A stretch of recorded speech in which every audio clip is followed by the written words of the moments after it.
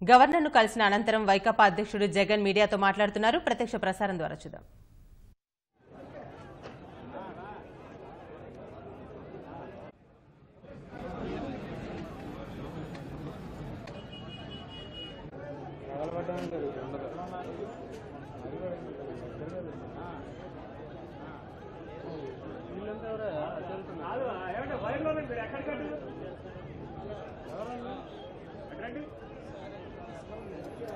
బయటికి వెళ్ళిపోండి అంతా.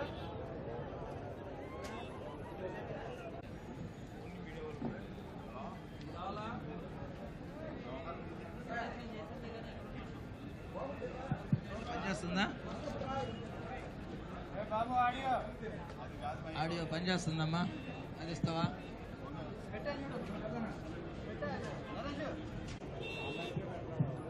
Okay sir. ఎక్కడ కనపడలేదు.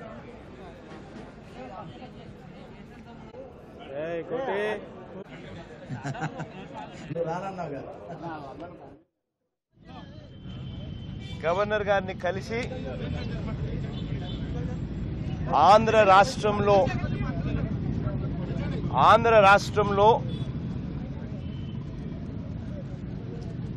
ఒక ముఖ్యమంత్రి స్థాయిలో ఉన్న వ్యక్తి సైబర్ క్రైమ్కు పాల్పడితే దొంగతనం కాదా అని చెప్పి గవర్నర్ గారిని కలిసి చెప్పడం జరిగింది. మేమిచ్చిన ఈ అర్జీలో చాలా డీటెయిల్డ్గా చంద్రబాబు నాయుడు గారు చేసిన పనిని ఎక్స్ప్లెయిన్ చేశాం. మొట్టమొదటిసారిగా బహుశా రాష్ట్ర చరిత్ర, దేశ చరిత్రలో కూడా ఇటువంటి ఎప్పుడూ కూడా సైబర్ క్రైమ్స్ జరిగిండవేమో. ఒక పద్ధతి ప్రకారం, ఒక పథకం ప్రకారం ఈ రోజు నుంచి కాదు, ఈ రోజుకి 2 సంవత్సరాల కిందటి నుంచి కూడా ఒక పద్ధతి ప్రకారం చంద్రబాబు నాయుడు గారు ఎలక్షన్స్ను మేనేజ్ చేసే కార్యక్రమం ఎలా చేయాలి అన్న దుర్బుద్ధితో చంద్రబాబు నాయుడు గారు సైబర్ క్రైమ్స్కు పాల్పడ్డారు. ఇదే వ్యక్తి చంద్రబాబు నాయుడు గారిని నేను అడుగుతా ఉన్నా, మీరందరూ కూడా మీడియా కాబట్టి మీరందరూ కూడా దయచేసి ఈ క్వశ్చన్స్ను మీరు కూడా అడగాలని కోరుతా ఉన్నా. ఎందుకనంటే ఇదేదో మేమేదో ప్రతిపక్షంలో ఉన్నాం కాబట్టి మేమేదో ఆరోపణలు చేస్తున్నామని కాదు, నిజంగా ఇది జరగకూడనిది ఎలా జరిగింది అన్నది మీరు కూడా ప్రశ్నించాల్సిన సమయం వచ్చింది అన్నది మాత్రం ఖచ్చితంగా గుర్తుపెట్టుకోమని అడుగుతా ఉన్నా. ఐటీ గ్రిడ్ అని ఒక కంపెనీ మీద రేడ్ జరిగింది.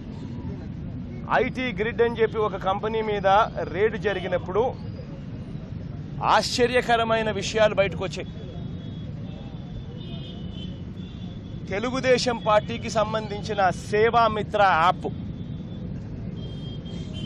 తెలుగుదేశం పార్టీకి సంబంధించిన సేవామిత్ర అనే ఒక యాప్, ఈ యాప్ తయారు చేసింది ఎవరు అని అంటే ఐటీ గ్రిడ్ వాళ్ళు తయారు చేసిన కార్యక్రమం. తెలుగుదేశం పార్టీకి సంబంధించిన ఇదే యాప్లో, సేవామిత్రలో ఉండకూడని డేటా, ఆధార్ డీటెయిల్స్, అంటే మీకు సంబంధించిన డీటెయిల్స్, ఆధార్ డీటెయిల్స్ స్ట్రిక్ట్గా ప్రైవేట్ వ్యక్తుల దగ్గర కానీ ప్రైవేట్ కంపెనీల దగ్గర కానీ ఎవరి దగ్గర కూడా ఉండకూడని ఈ డీటెయిల్స్ ఏ రకంగా సేవామిత్ర అనే యాప్లో కనపడతా ఉన్నాయి, ఏ రకంగా ఐటీ గ్రిడ్ ఆఫీసుల్లో వాళ్ళ కంప్యూటర్లలో ఇది ఏ రకంగా దొరుకుతూ ఉంది. ఆధార్ డీటెయిల్స్ ఒక ప్రైవేట్ కంపెనీ దగ్గర దొరకడము, ఒక ప్రైవేట్ కంపెనీకి సంబంధించిన కంప్యూటర్లలో దొరకడము, తెలుగుదేశం పార్టీకి సంబంధించిన సేవామిత్ర యాప్లో దొరకడము సబబేనా? Is it justified? ఇది క్రైమ్ కాదా? ఇది ఇన్వేషన్ ఆఫ్ ప్రైవసీ కాదా? ఆధార్ డీటెయిల్సే కాకుండా ఓటర్ల ID data with colour photos, ఓటర్ల ID data with colour photos అంటే దాని అర్థం ఏంటంటే ఇది మాస్టర్ కాపీ. ఈ మాస్టర్ కాపీ అన్నది ఎవరికి అందుబాటులో ఉండదు. అటువంటి ఎవరికి అందుబాటులో ఉండని master copy with colour photos ఏ రకంగా ఈ ఐటీ గ్రిడ్ అనే కంపెనీ ఆఫీసులో వాళ్ళ కంప్యూటర్లలో ఎలా కనపడతా ఉంది, ఏ రకంగా సేవామిత్ర అనే యాప్లో తెలుగుదేశం పార్టీ అఫీషియల్ వెబ్సైట్లో ఏ రకంగా ఇది ఉంది.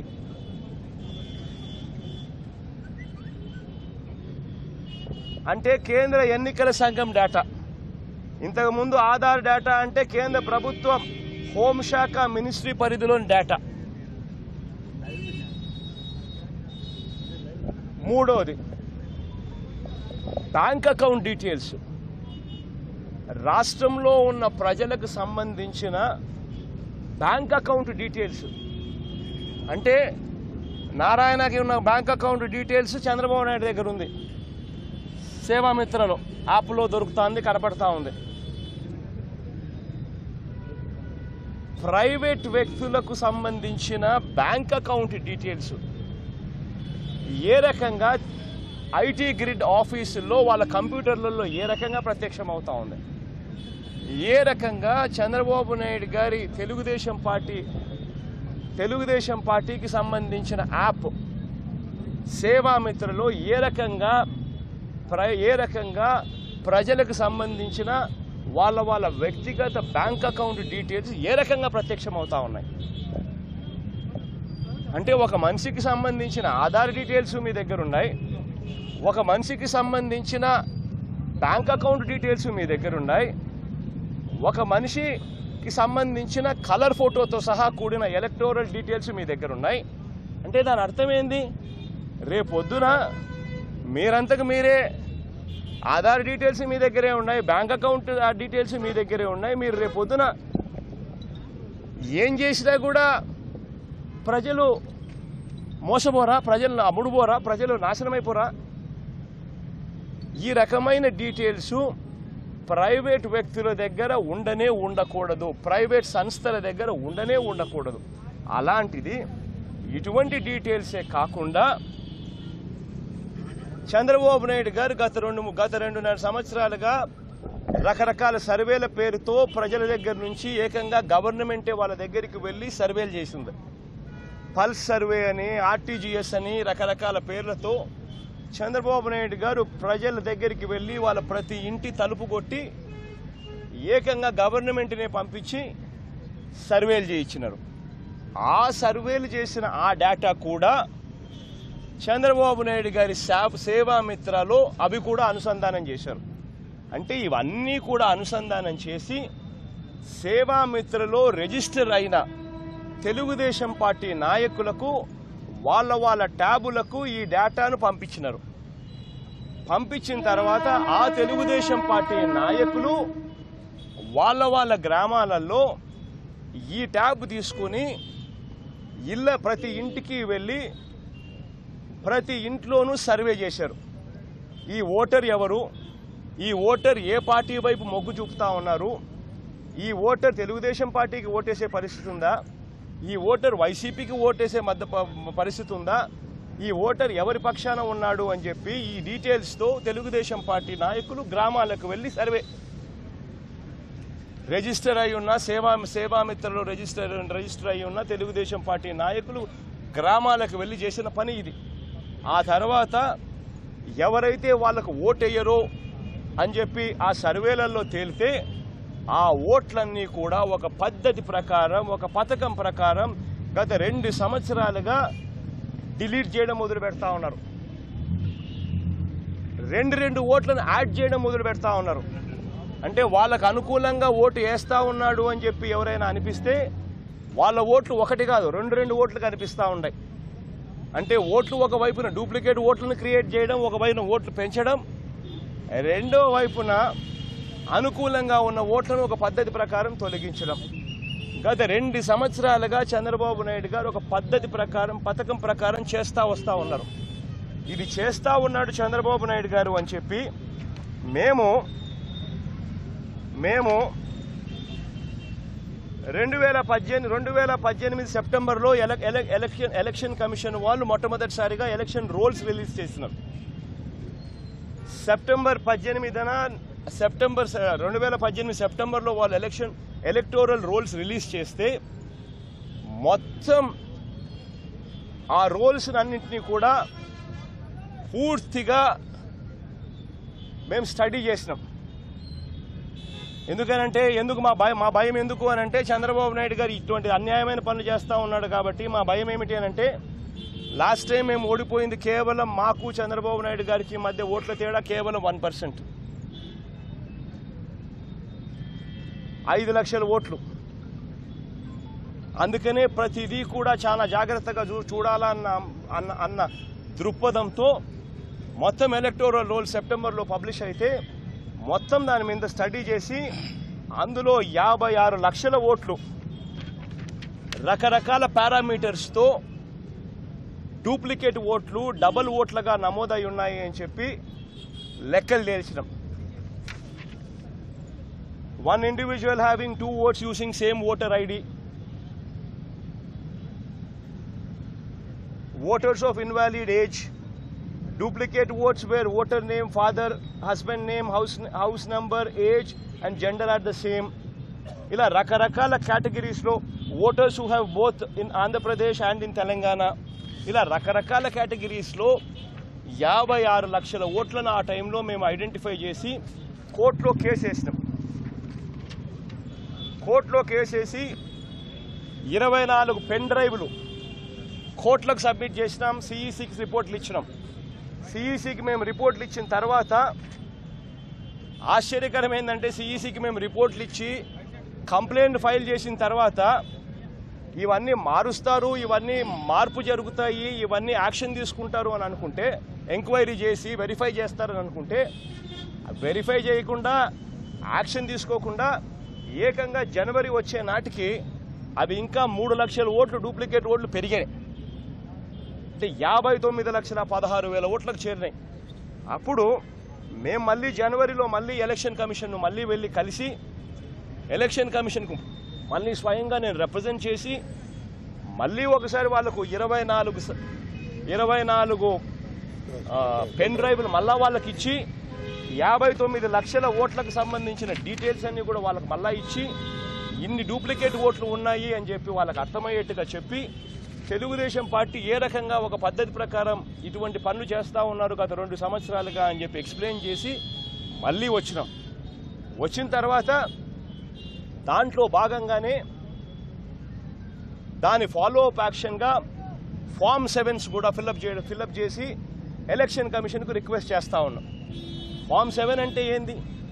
ఇక్కడ దొంగోట్లు ఉన్నాయా వెరిఫై చేయండి, ఎంక్వైరీ చేయండి, వచ్చి చూడండి, చూసిన తర్వాత ఎంక్వైరీ మీరు చేసిన తర్వాత ఇది దొంగ ఓటు అని చెప్పి తేలితే, ఇది తప్పు అని తేలితే ఆ ఓటు తీసేయండి అని. ఎలక్షన్ కమిషన్ చేయాల్సిన పనికి మేము సహకరిస్తూ ఉన్నాం. ఎలక్షన్ కమిషన్ మామూలుగా వెరిఫై చేయాల్సిన కార్యక్రమానికి మేము సహకరిస్తూ ఇదిగో అయ్యా అప్లికేషన్ చేయండి అయ్యా, ఎంక్వైరీ వెరిఫై చేసి ఆ తర్వాత తీసేయండి అయ్యా. గత 2 సంవత్సరాలుగా తెలుగుదేశం పార్టీ చంద్రబాబు నాయుడు గారి ఆధ్వర్యంలో ఇంత దారుణంగా వీళ్ళు చేశారయ్యా అని చెప్పి మేము చేశాం. మేము ఈ కార్యక్రమం మేము చేస్తే చంద్రబాబు నాయుడు గారు ఏం చేస్తూ ఉన్నారు తెలుసా?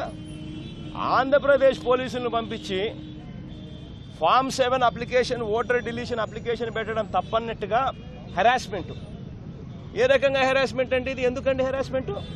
అసలు ఆంధ్రప్రదేశ్ గవర్నమెంట్కి దీనికి సంబంధం ఏందండి? ఎలక్షన్ కమిషన్ అనేది ఒక కాశీ జ్యుడిషియల్ అథారిటీ. స్టేట్ గవర్నమెంట్కి సంబంధంలో, సెంట్రల్ గవర్నమెంట్కి సంబంధంలో it's a Kashi judicial authority. ఆ కాశీ జ్యుడిషియల్ అథారిటీకి మా రైటు ఇక్కడ దొంగోట్లు ఉన్నాయి అని చెప్పి ఫామ్ 7 ఫైల్ చేయడము, ఇక్కడ మా ఓటర్ నమోదు కాలేదు, మా ఓటర్ నమోదు చేయండి అని చెప్పి ఫామ్ 6 నమోదు చేయడం, ఇవి చేసిన తర్వాత ఎలక్షన్ కమిషన్ డ్యూటీ ఏమిటి? వాళ్ళు మేము అప్లికేషన్ పెడితేనే వెంటనే ఓట్లు తీసేయరు, మేము అప్లికేషన్ పెట్టిన వెంటనే వాళ్ళు వెంటనే ఓట్లు యాడ్ చేయరు. వాళ్ళు చేయాల్సిన పని ఏంది? వచ్చి ఆ ఊరికి వచ్చి వాళ్ళు ఎంక్వైరీ చేయాలా, వెరిఫై చేయాలా, చేసి మేము చెప్పిన ఆర్గ్యుమెంట్ కరెక్టే అయితే వాళ్ళు ఆటోమేటిక్గా ఓటర్లను టిక్కు పెడతారు. డూప్లికేట్ ఓటు ఉంటే తీసేస్తారు, ఓటర్ నమోదు చేయాల్సిన పరిస్థితి ఉంటే నమోదు చేస్తారు. ఇది ఒక ప్రక్రియ, ఒక డ్యూటీ, ఎలక్షన్ కమిషన్కు సహాయం చేసే డ్యూటీ. ఈ కార్యక్రమం మేమే కాదు, విఘ్నత గల ప్రతి ఒక్కరూ చేయాలి. విఘ్నత గల ప్రతి పేపరు, ప్రతి టీవీ ఛానల్ కూడా చేయాలి. ఈ రకంగా ఫామ్ 7 ఫిల్అప్ చేయాలా, ఈ రకంగా ఫామ్ 6 ఫిల్అప్ చేయాలా, ఈ రకంగా మీకు ఏదైనా ఓటర్ లిస్ట్లో మీ పేరు ఉందో లేదో మీరు కనుక్కోవాలా. 1950 అనే నెంబర్కు మీరు SMS చేయాలి. మీ ఎపిక్ నెంబర్ను, ఓటర్ ఐడి కార్డులో ఉన్న మీ ఎపిక్ నెంబర్తో మీరు SMS చేయాలి. చేసిన వెంటనే మీరు ఓటర్ అవునా కాదా అన్న సంగతి మీకు తెలుస్తుంది. ఒకవేళ మీరు ఓటర్ కాకపోతే ఫామ్ 6 ఫైల్ చేయాలా. డూప్లికేట్ ఓట్ ఏదైనా ఎక్కడైనా మీకు కనిపిస్తే దాన్ని ఫామ్ 7 ఫిల్అప్ చేయాలి అని చెప్పి ఇవన్నీ మనం ఎడ్యుకేట్ కూడా చేయాలి ప్రజలను. ఇది ఒక duty of any citizen of this country. Electoral రైట్స్ను ప్రజల దగ్గరికి తీసుకొని పోయే కార్యక్రమం. కానీ చంద్రబాబు నాయుడు గారు దీని మీద ఎంక్వైరీ జరగకూడదని, దీని మీద ఎంక్వైరీ జరిగితే దొంగ ఓట్లు ఊడబెరికే కార్యక్రమాలు జరుగుతాయని ఏం చేస్తా ఉన్నారండి చంద్రబాబు నాయుడుకు భజన పాడేందుకు ఒక ఈనాడు, ఒక ఆంధ్రజ్యోతి, ఒక TV5, ఇంకా ఎల్లో మీడియా, వీళ్ళంతా కలిసి ఏం చేస్తూ ఉన్నారు? అదేదో తప్పన్నట్టు. అసలు తప్పు ఎక్కడ జరిగింది తెలుసా? తప్పు ఎక్కడ జరిగిందని ప్రశ్నించాల్సింది పోయి. తప్పు ఎక్కడిది? ఇది తప్పు కాదు. ఫామ్ 7 ఫైల్ చేయడం తప్పు కాదు, ఎలక్షన్ కమిషన్ కంప్లైంట్ ఇవ్వడం తప్పు కాదు, దొంగ ఓట్లు ఉన్నాయని చెప్పి. మాస్టర్ కాపీ తీసుకోవడం తప్పు. ఇవన్నీ థెఫ్ట్, సైబర్ క్రైమ్స్. ఇవన్నీ ప్రైవేట్ వ్యక్తులు కానీ, ప్రైవేట్ మనుషులు కానీ, ప్రైవేట్ కంపెనీలు కానీ ఎవరి దగ్గర కూడా ఈ డేటా ఉండకూడదు. ఆధార్కు సంబంధించిన డీటెయిల్స్ కన్నా ఎవరైనా ప్రైవేట్ వ్యక్తి దగ్గర ఉంటే, మీ బ్యాంక్ అకౌంట్కు సంబంధించిన డీటెయిల్స్ ఏదైనా ఎవరైనా ప్రైవేట్ వ్యక్తి దగ్గర ఉంటే, ఓటర్ ఐడికి సంబంధించిన కలర్ ఫోటోతో సహా కూడిన డీటెయిల్స్ వేరే ఎవరైనా ప్రైవేట్ వ్యక్తి దగ్గర ఉంటే ఇవి క్రైమ్, ఇల్లీగల్. ఇవన్నీ పనిషబుల్ అఫెన్సెస్. సుప్రీంకోర్టు జడ్జిమెంట్స్ కూడా దీని మీద ఉన్నాయి. అటువంటి డీటెయిల్స్ ఏమాత్రం కూడా తప్పు చేస్తున్నాము అన్న ఇది కూడా లేకుండా, ఏమాత్రం ఇది లేకుండా ఒక ప్రైవేట్ కంపెనీలకు పెట్టడము, ప్రైవేట్ కంపెనీలకి డేటా చోరీ చేసి ఇవ్వడము, తెలుగుదేశం పార్టీ యాప్స్లోనే, సేవామిత్ర యాప్స్లోనే ఈ డేటానంతా వాడుకోవడము, పద్ధతి ప్రకారం 2 సంవత్సరాలుగా ఓటర్లను తీసేయడము, ఇష్టం వచ్చినట్టుగా ఓటర్లను యాడ్ చేయడము, ఇన్ని రకాలుగా అన్యాయాలు చేస్తూ ఉన్న ఈ వ్యక్తిని నిజంగా ముఖ్యమంత్రిగా ఒక్క క్షణమైనా ఈ వ్యక్తి ఉండడానికి అర్హుడేనా అని చెప్పి నేను అడుగుతా ఉన్నా. ఇదే విషయాలు గవర్నర్ గారికి చెప్పాం, ఇదే విషయాలు ఎలక్షన్ కమిషన్ కూడా మళ్ళీ ఒకసారి చెప్తాం. ఇదే విషయాలన్నీ కూడా యాక్షన్ తీసుకోమని, ఇటువంటి వ్యక్తిని కేసులు బుక్ చేసి ఒక ముఖ్యమంత్రి అనే వ్యక్తి ఈ మాదిరిగా ఆంధ్ర రాష్ట్ర ప్రజలకు సంబంధించిన బ్యాంక్ అకౌంట్ డీటెయిల్స్ తెలుసుకోవడము, ప్రైవేట్ కంపెనీలకు ఇవ్వడము, ఆ ప్రైవేట్ తన తెలుగుదేశం పార్టీ వెబ్సైట్, తన తెలుగుదేశం పార్టీ సంబంధించిన యాప్లో, ఈ సేవామిత్ర యాప్లో ఇటువంటి పొందుపరచడము, ఇవన్నీ నేరాలు కావా? ఇవన్నీ కూడా కంప్లైంట్స్ మరొకసారి గట్టిగా కూడా ఇచ్చే కార్యక్రమాలు చేస్తాం. ఇవన్నీ కూడా పనిషబుల్ క్రైమ్స్. చంద్రబాబు నాయుడు గారిని, ఆయన కొడుకును, ఇద్దరిని కూడా జైల్లో పెట్టే క్రైమ్స్ ఇవన్నీ. ఆయన ముఖ్యమంత్రి, ఆయన కొడుకు IT మంత్రి, ఇద్దరు కూడా ఈ నేరాలు చేసినందుకు ఇద్దరు కూడా జైలుకు పోవాల్సిన క్రైమ్స్ ఇవన్నీ. In spite of all these things Chandrababu Naidu గారు అవి టాపిక్ డైవర్ట్ చేస్తూ, ఆ టాపిక్ పక్కకు పోయేట్టుగా చేస్తూ, టాపిక్ లేనిది ఒక టాపిక్గా క్రియేట్ చేస్తూ, ఫామ్ 7 ఫైల్ చేయడం ఏదో ఒక తప్పన్నట్టుగా ఆయన చేసినాడు. తప్పంతా 2 సంవత్సరాల నుంచి డూప్లికేట్ ఓటర్లను యాడ్ చేసినాడు, ఆయన ఓటర్లను తొలగించినాడు, ఆయన ఓటర్లకు నచ్చిన వాళ్ళందరినీ డూప్లికేట్ 2 ఓట్లు పెట్టినాడు. అవి రిమూవ్ చేయండి అని చెప్పి అడగడం తప్పట. ఆయన చెప్పడము, టాపిక్ డైవర్ట్ చేసేందుకు ఆయనకు సంబంధించిన ఎల్లో మీడియా కూడా డా అంటాం.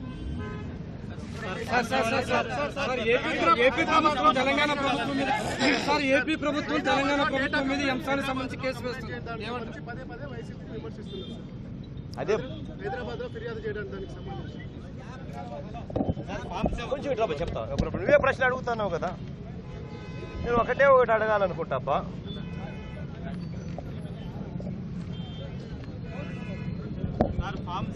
ఒక నిమిషం.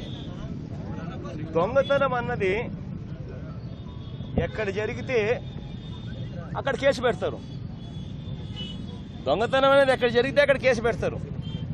దొంగతనం ఎక్కడ చేస్తే అక్కడ. నువ్వు ఆంధ్రాకు సంబంధించిన ఇప్పుడు ఆంధ్రాకు సంబంధించిన వాళ్ళు ఎవరన్నా వచ్చి జూబ్లీ హిల్స్లో మీ ఇల్లు ఎక్కడ? మీ ఇంట్లోకి వచ్చి దొంగతనం చేస్తే నువ్వు పోయి ఆంధ్రాలో కేసు పెడతావా, లేకపోతే నువ్వు లోకల్గా మీ స్టేషన్ పీసీ స్టేషన్ ఎక్కడైతే అక్కడ ఎస్ఆర్ నగర్లో పోయి నువ్వు కేసు పెడతావా? నువ్వు ఇప్పుడు జరిగింది ఎక్కడ జరిగింది? వాళ్ళు పోయి అసలు వాళ్ళ ఆఫీసులన్నీ ఇక్కడ ఉన్నాయి. ఇక్కడ ఆఫీసులు పెట్టుకొని యథేచ్ఛగా ఇక్కడ నుంచి చెయ్యకూడని పనులన్నీ చేస్తూ ఉంటే కేసు ఇక్కడ పెడతారా? ఎవరన్నా ఎక్కడన్నా లేని చోట ఎవడన్నా పెడతాడా? అమెరికాలో ఏదైనా క్రైమ్ జరుగుతుందంటే ఇండియాలో ఎవడన్నా కేసు పెడతాడా? అమెరికాలో ఆఫీస్ ఉంటే ఇండియాలో ఎవడన్నా కేసు పెడతాడా? వాళ్ళ ఆఫీస్ తెలంగాణలోనే ఉంది, వాళ్ళ ఆఫీస్ హైదరాబాద్లోనే ఉంది కాబట్టి హైదరాబాద్లోనే ఎవడన్నా కేసు పెడతాడు. అంతేగాని దానికి సంబంధించి ఆంధ్రాకు తెలంగాణకు మధ్య ఏదో గొడవ అన్నట్టు చేసేది తప్పు, చేయకూడని తప్పు. అసలు ఆంధ్ర రాష్ట్రానికి సంబంధించిన ప్రజలకు సంబంధించిన బ్యాంక్ అకౌంట్ డీటెయిల్స్ ప్రైవేట్ వ్యక్తుల దగ్గర ఉండడం ఏందండి? ఆధార్ డీటెయిల్స్ ప్రైవేట్ వ్యక్తుల దగ్గర ఉండడం ఏందండి? ఇటువంటివన్నీ చేయకూడని పనులు ఆయన చేసి నేరం ఆయన చేస్తూ ఉన్నాడు. తెలంగాణ ఆంధ్రాకు మధ్య ఇదేదో పెద్ద యుద్ధం కింద దాన్ని తప్పుదావ పట్టిస్తూ వక్రీకరించే కార్యక్రమం చేయడం అసలు ఏం తప్పండి నిజంగా? అంటే ఆ తెలంగాణలో హైదరాబాద్లో ఉంటూ నువ్వు నేరాలు చేయొచ్చా?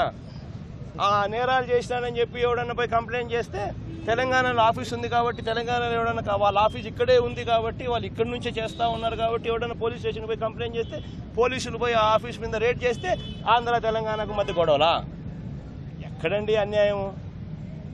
ఏపీ ప్రభుత్వం ఇప్పుడు తెలంగాణ ప్రభుత్వం మీద పరువు నష్టం దావా చేస్తూ ఎలా అర్థం చేస్తారు? ఫామ్ 7 పేరుతో లక్షల ఓట్లు తొలగించాలని వైఎస్ఆర్ కాంగ్రెస్ పార్టీ సంబంధించిన నేతలు డిమాండ్ చేయడం.